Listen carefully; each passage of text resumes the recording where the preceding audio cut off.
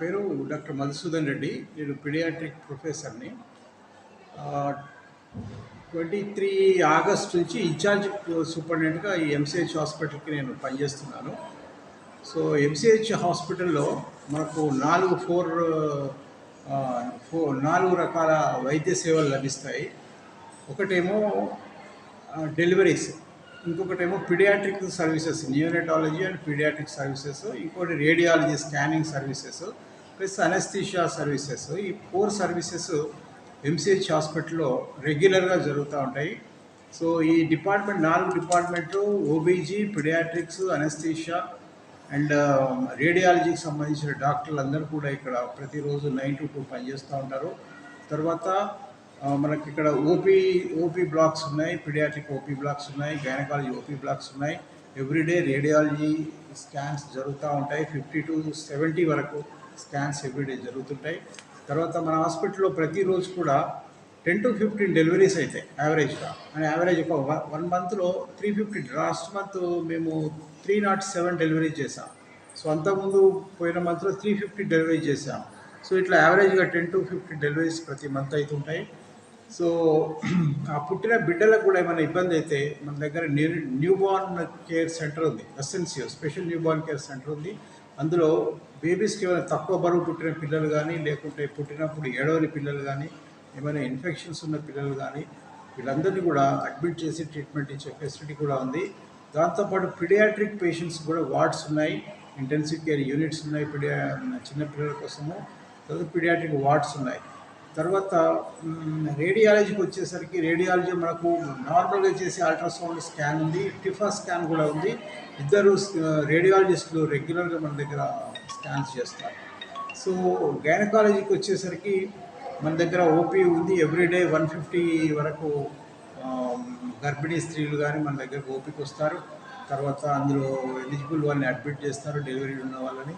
So మనకు labour rooms ఉన్నాయి. Labour రూమ్లో 5 లేబర్ రూమ్స్ ఉంటాయి. మనకి 5 లేబర్ రూమ్స్లో అబ్జర్వేషన్లు పెట్టి రెగ్యులర్గా సర్వీస్ నార్మల్ డెలివరీ చేసే మిడ్ వైఫ్ నర్సెస్ కూడా ఉన్నారు. స్పెషల్ ట్రైనింగ్ తీసుకున్న నర్సెస్ కూడా మనకి 8 మంది ఉన్నారు.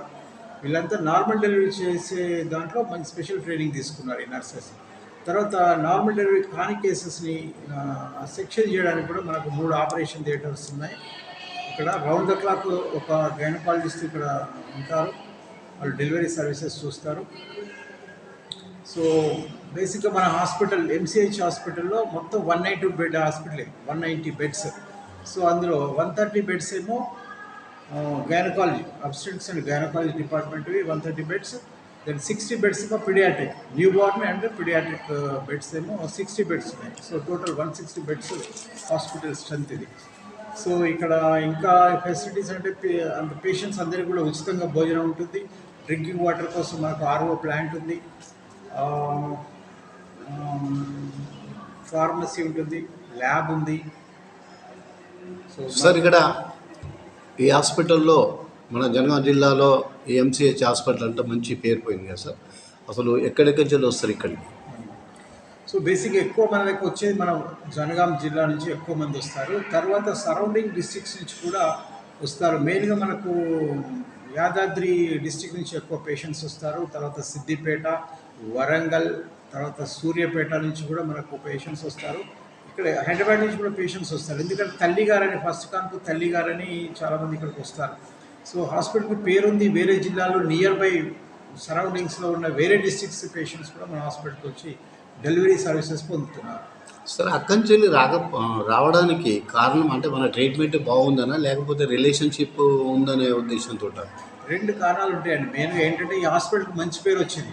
మేము వచ్చినప్పుడు కాదు, హాస్పిటల్ ఎస్టాబ్లిష్ అయిన దగ్గర నుంచి మంచి ఏరియాలో ఎస్టాబ్లిష్ అయింది. హాస్పిటల్ మంచి కట్టారు, ఎలివేషన్ బాగుంటుంది, మంచి ఫెసిలిటీస్ ఉంటాయి హాస్పిటల్లో. కార్పొరేట్ లెవెల్లో ఉంటుంది. ఎవరైనా తెలంగాణలో వచ్చి చూస్తే గవర్నమెంట్ హాస్పిటల్ అంటే నమ్మే పరిస్థితి లేదు ఇది చూసి. సో ఇట్లా ఫెసిలిటీస్ బాగున్నాయి. డాక్టర్స్ కూడా అందుబాటులో రౌండ్ ద క్లాక్లో ఉంటున్నారు. ఒక సెక్షన్సే కాకుండా డెలివరీసే కాకుండా బేబీకి ఏమైనా ప్రాబ్లం ఉంటే వెంటనే ఇక్కడే అడ్మిట్ చేసుకోవడానికి పీడియాట్రిషియన్ కూడా రౌండ్ ద క్లాక్ అవైలబుల్ ఉంటాడు. సో న్యూబార్న్ కేర్ యూనిట్ ఉంటుంది. సో ఇవన్నీ ఫెసిలిటీస్ ఒకే దగ్గర ఉన్నాయి కాబట్టి మన జనగాం జిల్లా వాళ్ళే కాకుండా పక్క జిల్లాల వాళ్ళు కూడా వస్తున్నారు. ఇంకోటి ఏంటంటే పక్క జిల్లాల వాళ్ళు మెయిన్గా గుండాల మండలం వాళ్ళు ఏంటంటే వాళ్ళు మనకు జనగాం దగ్గరలో ఉన్నది కాబట్టి వాళ్ళు అక్కడ పేషెంట్స్ ప్లస్ అక్కడ ఆశా వర్కర్స్ కూడా పేషెంట్ ఇటే మోటివేట్ చేసుకొని దగ్గర సెంటర్ ఉంది మంచి సెంటర్ కాబట్టి ఇక్కడికి వస్తున్నారు. ఎక్కువ ఆశా వర్కర్లు ఇప్పుడు ఈ డెలివరీ కేసులో బాగా ప్రముఖ పాత్ర వహిస్తుందని చెప్పారు. మరి వాళ్ళకు మీరు ఏమైనా ప్రోత్సాహకంగా ఏదైనా గిఫ్టులు విషయాలు ఏమన్నా? గవర్నమెంట్ వాళ్ళకు శాలరీస్ ఇస్తుంది, మంత్లీ శాలరీస్ ఇస్తుంది. ప్లస్ వాళ్ళ టార్గెట్స్ ఏంటంటే వాళ్ళ ఏరియాలో వాళ్ళ 1000 పాపులేషన్కి ఒక ఆశా వర్కర్ ఉంటారు. ఆశా వర్కరు వాళ్ళ ఏరియాలో ఉన్న గర్భిణీ స్త్రీలను వాళ్ళు రిజిస్టర్ చేయించాలి. తర్వాత వాళ్ళకు సరైన మెడిసిన్స్ ఇప్పించాలి, టీటీ ఇంజెక్షన్స్ ఇప్పించాలి. తర్వాత ఎవ్రీ మంత్లీ చెకప్కి హాస్పిటల్కి తీసుకురావాలి. కనీసం 4 సార్లు అయినా గైనకాలజిస్ట్ చెకప్ కావాలి ప్రతి గర్భిణీ స్త్రీకి. సో 1 or 2 వాహనంలో ఆశా వర్కరు ప్రెగ్నెన్సీ మదర్స్ని తీసుకొని హాస్పిటల్ తీసుకొచ్చి డాక్టర్ని చూపెట్టి పరీక్షలు చేయించి మళ్ళీ తీసుకెళ్ళాలి. సో ఆశా వర్కర్ల పని అనమాట. సో వాళ్ళు పుట్టిన తర్వాత చిన్నపిల్లలకు కూడా వ్యాక్సిన్ వేయించాలి పుట్టిన పిల్లలకి. So antenatal services plus vaccine సర్వీసెస్లో ప్లస్ డిసీజెస్ ఉంటాయి, చిన్న చిన్న దగ్గు, సర్ది, జ్వరాలు, వామిటింగ్స్, మోషన్స్, ఆ వాళ్ళ ఏరియాలో ఉండే డిసీజెస్ కూడా వాళ్ళు ట్రీట్మెంట్ ఇవ్వాలి ఆశా వర్కర్స్. సో అవసరం ఉంటే బేబీస్ని కూడా మళ్ళీ చిన్నపిల్లలను కూడా హాస్పిటల్కి తీసుకొచ్చి అడ్మిట్ చేయాలి. ఇవన్నీ వాళ్ళ జాబ్ చార్ట్స్లో ఉన్నాయి ఇవన్నీ. సార్ ఇప్పుడు మన హాస్పిటల్లో మంత్లీ ఎన్ని ఆపరేషన్స్ టార్గెట్ ఏమన్నా? టార్గెట్ అంటూ ఏం లేదండి. యాక్చువల్లీ టార్గెట్ కంటే మనం ఎప్పుడు ఎక్కువనే చేస్తాం. 200 కేసెస్ యాక్చువల్గా మనకున్న టార్గెట్ ఏంటి మన హాస్పిటల్కి 200 కేసెస్ పర్ మంత్. కానీ మనం ఎప్పుడు కూడా టార్గెట్కి ఎక్కువనే చేస్తే అయితే ఒకేసారి 30 కేసెస్ అయిపోయే వరకు నేను సూపర్వైజర్, నర్సింగ్ సూపర్ అందరూ నిలబడి 30 కేసెస్ అయ్యేదాకా ఉండి పేషెంట్ని పైదాకా షిఫ్ట్ చేయించి పేషెంట్ అటెండెంట్కి మీరు ఎవరికి ఒక్క పైసా ఇవ్వద్దు అని మరీ ఎడ్యుకేట్ చేస్తారు. ఈ సెక్యూరిటీ కూడా మళ్ళీ వాళ్ళ అడుగుడు కూడా డామినేషన్తో, సిస్టర్లు కానీ వీళ్ళు కానీ డామినేషన్తో వాళ్ళ మాటలు.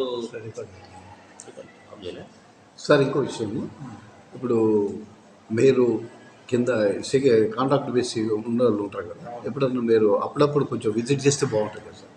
నేను డైలీ రౌండ్స్ చేస్తాను. డైలీ రౌండ్స్ నేను ఫస్ట్ రౌండ్స్ ఇక్కడ నుంచి బయలుదేరి ఎల్ఆర్కి వెళ్తాను. ఎల్ఆర్లో అక్కడ అటెండెంట్స్ ఎంతమంది ఉన్నారు చూసుకుంటా, చెక్ చేస్తాను. మగవాళ్ళని ఎవరిని అలౌ చేయొద్దని అక్కడ సెక్యూరిటీ చెప్తాను.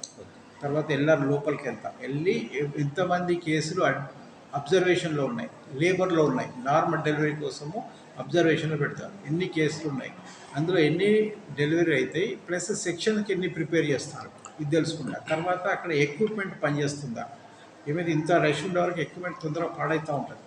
సో మళ్ళీ వాటిని రిపేర్ చేయాలి, ఎన్ని ఎక్విప్మెంట్ పాడుతుందా, డ్రగ్స్ అన్నీ సప్లై ఉన్నాయా లేవో తెలుసుకుంటాను.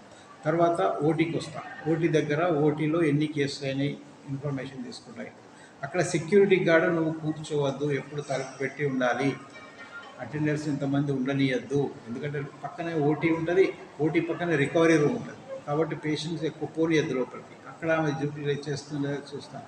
తర్వాత అక్కడ రికవరీ రూమ్ ఉంటుంది, ఆపరేషన్ చేసిన పేషెంట్లు పెడతారు. అక్కడ పోయి ఎంతమంది ఉన్నారు, అటెండర్స్ ఎంతమంది ఉన్నారు, పేషెంట్లు ఎంతమంది ఉన్నారు. సో ఇవన్నీ రెగ్యులర్గా రౌండ్ చేస్తూ ఉంటాం. అయితే మార్నింగ్ షిఫ్ట్ చాలా స్ట్రిక్ట్గా నడుస్తుంది. నిజంగా చెప్పాలంటే సూపర్విజన్ మార్నింగ్ బాగుంటుంది. మార్నింగ్ ఎందుకంటే అందరు డాక్టర్లు ఉంటారు, రౌండ్ చేస్తూ ఉంటారు, బాగుంటుంది సూపర్విజన్. ఇప్పుడు ఏమవుతుందంటే ఓపీస్ అయిపోతాయి, డాక్టర్స్ డ్యూటీ దిగి వెళ్ళిపోతారు. నైట్ ఉండేది 3 డాక్టర్లే ఉంటారు. ఒకరేమో గైనకాలజిస్ట్ ఉంటారు, ఇంకొక పీడియాట్రిషియన్ ఉంటారు, ఇంకొకరు అనస్థిస్ట్ ఉంటారు. ఈ 3 రౌండ్ ద క్లాక్ వాళ్ళ డిపార్ట్మెంట్లోనే ఉంటారు, ఎమర్జెన్సీ కేసు చూసుకుంటారు.